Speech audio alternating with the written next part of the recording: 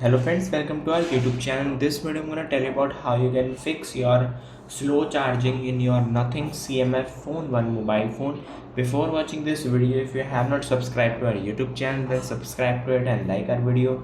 So let's start friends. First you have to open your settings,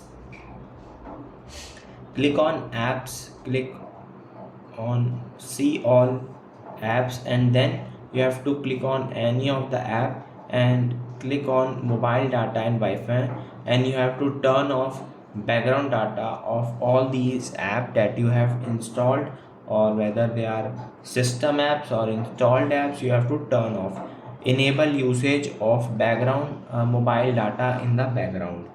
It will stop running in the background. Then you have to press back.